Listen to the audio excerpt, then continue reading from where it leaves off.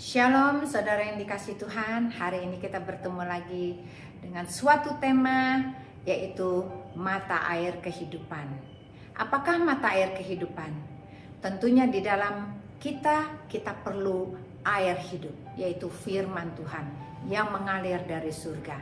Tapi bagaimana supaya air kehidupan itu menjadi mata air di dalam kehidupan kita? Tentunya kita mau dong jadi mata air yang memberkati keluarga kita. Kita menjadi mata air yang selalu memberikan orang-orang yang haus diberikan minum. Mata air adalah sesuatu yang sangat penting dalam kehidupan kita. Tanpa air manusia itu tidak bisa hidup. Demikian juga kehidupan kita. Tanpa air, mata airnya Tuhan, kita tidak bisa hidup. Karena tubuh kita memerlukan air. 80% dari tubuh kita terdiri dari air. Demikian juga spiritual kita. Kita memerlukan air hidupnya Tuhan supaya kita tetap sehat, supaya kita tetap hidup, supaya kita semakin mengasihi Tuhan, supaya kita lebih produktif untuk melayani Tuhan. Baik, kita akan membahas tentang mata air kehidupan ini dari 1 Korintus 15 ayat 51 yang berkata begini. Sesungguhnya aku mengatakan kepadamu suatu rahasia. Kita ini tidak akan mati semuanya, tetapi kita semuanya akan diubah dalam sekejap mata pada waktu bunyi nafiri terakhir. Sebab nafiri akan berbunyi dan orang-orang mati akan dibangkitkan dalam keadaan yang tidak dapat binasa, dan kita semua akan diubah. Pembahasan ini adalah pembahasan yang lebih dalam tentang alam spiritual kita. Bahwa nanti saat kedatangan Tuhan Yesus yang kedua kali, kita semua akan diubahkan dengan tubuh kemuliaan, tubuh yang baru. Bukan lagi tubuh yang bisa binasa, tetapi melainkan menjadi tubuh yang tidak dapat binasa. Kita diubahkan. Bagaimana dengan orang-orang yang mati? Orang-orang yang mati akan dibangkitkan. Itu yang akan terjadi pada saat Tuhan Yesus datang kedua kali dan dia menjadi hakim atas dunia ini. Kita harus selalu bersiap-siap. Kita harus selalu punya pengetahuan. Jangan sampai waktunya tiba datang kita tidak mengerti sama sekali. Pembahasan hari ini lebih kita mengenal lagi apa itu kedatangan Tuhan Yesus yang kedua kali dan apa yang harus kita lakukan supaya kita tidak ketinggalan, supaya kita jangan ditinggal di bumi, kemudian kita mendapatkan siksaan-siksaan selama 3,5 tahun, bahkan kita ditinggalkan, kita menerima aniaya. Tapi orang-orang yang percaya, mereka akan diangkat dan diubah dalam sekejap mata, dan dia akan naik bersama-sama dan akan bertemu dengan Tuhan Yesus di awan-awan yang permai. Mari kita belajar hal yang pertama tentang bagaimana Tuhan akan mengubah kita semua mempunyai tubuh yang baru. 1 Korintus 15 ayat 38 dan 40 berkata begini. Tetapi Allah memberikan kepadanya suatu tubuh seperti yang dikehendakinya. Ia memberi kepadanya tiap biji tubuhnya sendiri. Karena Tuhan Yesus adalah kekal, Tuhan Yesus tidak pernah mati, Tuhan Yesus adalah hidup, maka dia akan mengubah tubuh kita yang tadinya bisa binasa menjadi tubuh yang tidak bisa binasa. Ayat 40 berkata begini, ada tubuh surgawi dan ada tubuh duniawi. 1 Korintus 15 ayat 44 berkata, yang ditaburkan adalah tubuh alamiah, yang dibangkitkan adalah tubuh rohania. Berarti dalam kehidupan kita, di dalam tubuh kita memiliki tubuh alamiah, yaitu tubuh dan jiwa kita. Kita makan dan tidur, kita memerlukan, dan jiwa kita yang berpikir. Itu namanya tubuh alamiah. Tetapi tubuh yang Tuhan maksudkan supaya kita melengkapi tubuh alamiah, kita dengan tubuh rohania. Karena dengan tubuh rohania itu adalah pertemuan kita dengan Tuhan Yesus, kita menjadi satu dengan Tuhan, satu roh. Maka pada saat kita menjadi satu roh, kita akan menerima namanya keselamatan bersama-sama dengan Tuhan. Orang-orang yang memiliki hanya tubuh dan jiwa bagaikan manusia-manusia yang hidup tetapi tidak memiliki kehidupan yang sesungguhnya, karena dia tidak memiliki Tuhan di dalamnya. Karena Tuhan itu adalah roh. Waktu Tuhan menciptakan manusia, dia memberikan satu ruangan di dalam hati kita, yaitu hanya bisa diisi oleh roh Tuhan saja. Manusia hanya punya dua pilihan, yaitu ada roh Tuhan yang di dalam hatinya atau ada roh iblis di dalam hatinya, roh jahat. Ada dua pilihan. Tetapi kalau manusia itu memiliki hati yang sudah diisi oleh roh Tuhan, maka yang jahat, roh-roh jahat tidak bisa masuk ke dalam orang tersebut. Karena orang tersebut rumah hatinya sudah penuh dengan roh Allah. Mana mungkin rumahnya dijaga begitu ketat oleh roh Allah, tidak bisa lagi disusupi oleh roh-roh jahat. Mengapa banyak orang kerasukan setan? Kenapa mereka hidupnya kalah dan selalu kalah dan selalu kalah? Mereka penuh dengan penderitaan. Mungkin kita harus cek, hidup kita belum dipenuhi oleh roh Allah di dalam hati kita. Karena tubuh kita memerlukan roh Allah sebagai proteksi. Tidak mungkin manusia bisa hidup tanpa ada proteksi Allah. Maka orang tersebut akan menuju kepada kebinasaan. Makanya Tuhan selalu mengatakan ada tubuh duniawi, ada tubuh sorgawi. Yang harus kita lakukan dalam kehidupan kita sekarang adalah mengerjakan supaya tubuh sorgawi kita semakin hari semakin kuat. Tubuh rohania kita semakin bertumbuh supaya kita benar-benar bisa bersatu dengan Tuhan. Ini yang Tuhan inginkan bagi kita semuanya. Itu hal yang pertama kita harus tahu. Lalu hal yang kedua yang kita harus percaya dan kita harus lakukan, hidup kita harus dipimpin oleh Roh Kudus. Galatia 5 ayat 25 berkata begini, jikalau kita hidup oleh roh, baiklah kita hidup juga dipimpin oleh roh. Galatia 5 ayat 22 dan 23 berkata begini, tetapi buah roh ialah kasih, sukacita, damai sejahtera, kesabaran, kemurahan, kebaikan, kesetiaan, kelemah lembutan, dan penguasaan diri. Orang yang hidupnya dipenuhi dengan roh, maka hidupnya akan menghasilkan buah roh. Buah-buah roh itu gampang kita cek. Mari kita cek bersama-sama. Buah roh yang pertama adalah kasih. Kasihilah Tuhan Allahmu dengan segenap hatimu, dengan segenap jiwamu, dengan segenap kekuatanmu dan akal budimu. Inilah hukum yang utama dan pertama. Dan hukum yang kedua yang sama dengan itu adalah kasihilah sesamamu manusia seperti dirimu sendiri. Kita cek hidup kita, apakah kita sudah punya buah kasih ini? Apakah engkau sudah mengasihi Allah dengan segenap hatimu, dengan segenap jiwamu, dengan segenap kekuatanmu, dan dengan segenap akal budimu? Jikalau kita belum mengasihi Allah dengan segenap hati kita, berarti tubuh kita masih tubuh alamiah, bukan tubuh rohania. Tetapi kalau kita sudah menghasilkan buah ini, kita bisa mengasihi Allah dengan segenap hati, segenap jiwa, dengan segenap kekuatan dan akal budi kita. Maka kita mulai beralih dalam kehidupan, mulai menumbuhkan dan membangun manusia rohani kita. Dan mengasihi sesamamu manusia seperti dirimu sendiri.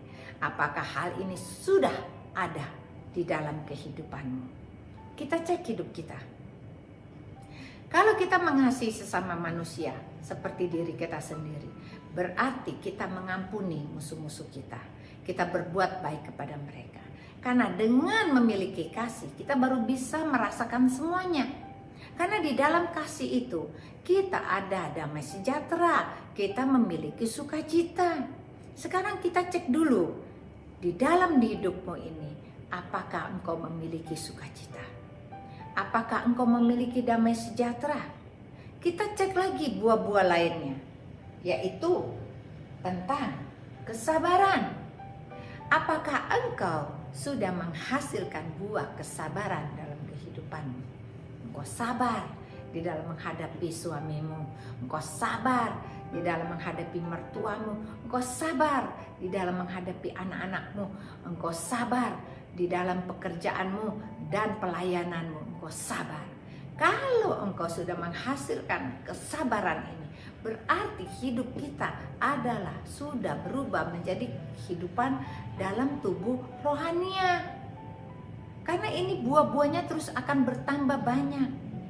Hal lain lagi yang berbuah dari hidup kita kalau tubuh rohani kita sudah ada, yaitu tentang kemurahan. Tentang kemurahan, ini berkata tentang kemurahan hati.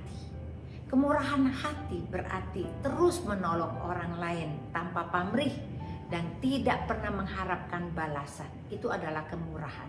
Membantu orang lain, membantu orang lain, membantu orang lain tanpa mengharapkan balasan. Ini adalah kemurahan. Dan kebaikan. Apakah kita sudah menghasilkan kebaikan bagi keluarga kita, bagi anak-anak kita, bagi suami kita, bagi mertua kita, bagi keluarga kita yang lain? Buah kebaikan itu harus kelihatan. Walaupun engkau bekerja, teman-temanmu bisa merasakan apakah benar engkau ini baik hati. Buah-buah kebaikanmu itu terus selalu engkau berikan kepada orang-orang di sekitarmu. Sehingga orang-orang sekitarmu merasakan buah-buah yang manis. Atau buah kita adalah buah yang asam. Karena buah yang manis bisa dinikmati oleh banyak orang, tetapi buah asam sangat-sangat tidak disukai. Kita bisa cek dalam kehidupan kita.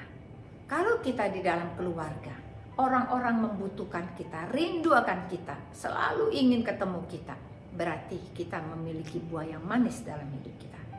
Tetapi jikalau waktu kita datang, semua orang-orang menghindar daripada kita, jangan-jangan buah-buah yang kita hasilkan adalah buah-buah yang asam, sehingga mereka tidak suka dan tidak mau menikmati dan tidak mau dekat-dekat sama kita. Kita cek kehidupan kita, saudara yang dikasihi Tuhan, melalui suami kita, anak-anak kita, keluarga kita, semua orang-orang terdekat kita, kita harus bisa cek buah apakah yang kita hasilkan. Dan selanjutnya, apakah kita mempunyai buah kesetiaan? Setia yang dimaksudkan di sini adalah buah kesetiaan di dalam membaca firman Tuhan. Buah kesetiaan di dalam berdoa. Buah kesetiaan di dalam melakukan kebaikan-kebaikan. Kesetia sama Tuhan, memuji dan menyembah, berdoa. Ini adalah buah-buah kesetiaan yang Tuhan ingin bangun di dalam dirimu dan diriku, supaya manusia rohanimu semakin hari semakin kuat dan kokoh, tidak tergoncangkan tentang apapun juga, sehingga kita menjadi berkat buat orang lain. Itulah yang harus kita lakukan. Dan buah yang lain lagi adalah, adakah kelemah lembutan dalam dirimu? Lemah lembut berarti berbicara tentang pengampunan. Kita suka mengampuni orang lain yang bersalah kepada kita. Kita tidak ingat-ingat lagi kesalahan dia. Dan kita mau berteman lagi dengan orang-orang tersebut, sehingga kita menjadi hubungan yang baik. Dan terakhir adalah penguasaan diri, buah kita. Apakah kita ada penguasaan diri di dalam kita? Pada saat kita pingin marah, hati kita sudah panas, bisakah kita tahan 24 jam tanpa harus marah saat itu juga? Dan kita akan menahan kemarahan kita sampai reda. Dan kita berbicara pada keesokan harinya dalam suasana hati yang berbeda. Itu namanya penguasaan diri. Karena orang yang menang adalah orang yang bisa menguasai dirinya, seperti orang yang mempunyai benteng yang kuat dalam hidupnya. Demikianlah kehidupan kita. Jikalau kita memiliki Tuhan di dalam kita, kita berubah dari manusia jasmani menjadi manusia yang rohani. Jangan mau, karena manusia jasmani penuh dengan kelemahan. Manusia jasmani selalu kalah. Manusia jasmani selalu dipenuhi dengan keinginan daging. Dan keinginan daging sudah tahu berlawanan dengan keinginan roh. Kita tidak bisa melakukan keduanya. Kita harus pilih salah satu. Jikalau kita mau berubah menjadi manusia rohani, kita harus meninggalkan keinginan-keinginan daging kita. Berarti manusia jasmani kita harus tinggalkan. Tidak usah khawatir apakah kita mampu atau tidak mampu, karena Tuhan sendiri sudah berjanji kepada kita. Pada saat dia naik ke surga, dia berkata kepada kita semuanya bahwa aku sekali-kali tidak meninggalkan engkau sendirian, tetapi aku akan memberikan engkau roh penghibur, yaitu Roh Kudus, yang akan mengajarkan kepadamu akan segala sesuatu tentang apa yang harus engkau lakukan. Berarti hidup kita bukan biasa-biasa aja, tapi kita selalu dibimbing dan dipimpin oleh Roh Kudus. Dan apakah upahnya bagi kita manusia-manusia yang sudah menang, yang sudah berubah menjadi manusia rohani? Kita lihat ayatnya. 2 Timotius 4 ayat 8. Sekarang telah tersedia bagiku mahkota kebenaran yang akan dikaruniakan kepadaku oleh Tuhan, hakim yang adil pada harinya. Tapi bukan hanya kepadaku, melainkan juga kepada semua orang yang merindukan kedatangannya. Berarti kita akan menerima mahkota kebenaran. Wahyu 7 ayat 14 berkata begini, maka kataku kepadanya, Tuanku, Tuhan mengetahuinya, lalu ia berkata kepadaku, mereka ini adalah orang-orang yang keluar dari kesusahan yang besar, dan mereka telah mencuci jubah mereka, dan mereka membuatnya putih di dalam darah anak domba. Berarti hidup kita harus selalu mempunyai jubah yang bersih. Berarti kehidupan kita tanpa cacat dan celah. Kalau kita memang melakukan dosa dan kita jatuh dan jatuh lagi, datang kepada Tuhan, kita berdoa dan minta ampun, maka Tuhan berkata, aku akan mengampunimu. Aku akan mengampuni dosa-dosamu, walaupun merah seperti kirmis akan dijadikan putih seperti salju. Demikian Tuhan mencuci jubah kotor kita menjadi jubah yang putih dan bersih. Dan pada saat kita datang sama Tuhan, maka kita menjadi orang-orang yang benar, orang-orang yang dibenarkan, yang hidup dalam kebenaran. Karena semua itu harus dibayar harganya oleh effort kita untuk menjadi orang benar. Kita harus dengan setia terus mencuci jubah kita yang kotor menjadi jubah yang bersih dan direndam di dalam darah anak domba Allah. Berarti kita selalu melibatkan Tuhan dalam diri kita. Tanpa darah anak domba tidak ada pengampunan. Tanpa Tuhan Yesus kita tidak bisa masuk ke dalam surga. Tanpa Tuhan Yesus kita tidak ada kekuatan. Tubuh alamiah kita, tubuh jasmani kita akan menguasai kita sehingga kita jadi manusia yang dibinasakan. Tetapi jikalau ada Yesus yang ada di hati kita, maka tubuh yang jasmania akan dirubah menjadi tubuh rohania. Pada saat kedatangan Tuhan Yesus yang kedua kali, kita semua akan diangkat bersama-sama dengan Dia. Dan apa yang ingin Tuhan lakukan? Karena Tuhan ingin supaya di dalam hati kita keluar mata air kehidupan. Ayatnya selanjutnya, mereka tidak akan menderita lapar dan dahaga lagi, dan matahari dan panas terik tidak akan menimpa mereka lagi. Sebab anak domba yang di tengah-tengah tahta itu akan mengembalakan mereka, akan menuntun mereka ke mata air kehidupan, dan Allah akan menghapus segala air mata dari mata mereka. Tuhan berjanji nanti pada saat kedatangan Tuhan yang kedua kali, orang-orang yang menang tidak akan lagi punya air mata, tidak ada lagi kesusahan. Tetapi Tuhan berkata, jikalau ada Tuhan di dalam hati kita, maka mata air kehidupan itu sudah mulai menghidupkan kita. Mata air kehidupan itu akan menghanyutkan semua yang kotor dari hati kita. Maka hati kita dibersihkan, jiwa kita dibersihkan, kita dikuduskan, kita menjadi bait Allah yang tidak bercacat dan tidak bercela. Kita sudah disiapkan oleh Tuhan untuk menantikan kedatangan yang kedua kalinya. Sudah siapkah saudara untuk kita semuanya naik di awan-awan dan kita menyambut kedatangan Tuhan yang kedua kali? Tentunya kita harus bekerja keras mulai dari sekarang untuk merubah hidup kita dari tubuh jasmani menjadi tubuh rohani. Tuhan Yesus memberkati. Mari kita berdoa terlebih dahulu. Bapa, terima kasih untuk firman-Mu yang tertera dalam hati kami, termeterai sempurna dengan kuasa darah anak domba Allah. Siapkan hati kami Tuhan, supaya di dalam hati kami ada mata air kehidupan, supaya kami bukan lagi menjadi manusia jasmania, tapi kami berubah menjadi manusia rohania. Tanpa roh-Mu kami tidak bisa menjadi manusia rohania. Oleh karena itu kami perlu roh Tuhan, sehingga pada saat kami memiliki roh Tuhan, di dalam hidup kami akan berbuah-buah lebat. Kami memiliki kasih, damai sejahtera, sukacita, kebaikan, kesetiaan, dan semua yang Tuhan inginkan supaya kami lakukan untuk melakukan kebaikan demi kebaikan.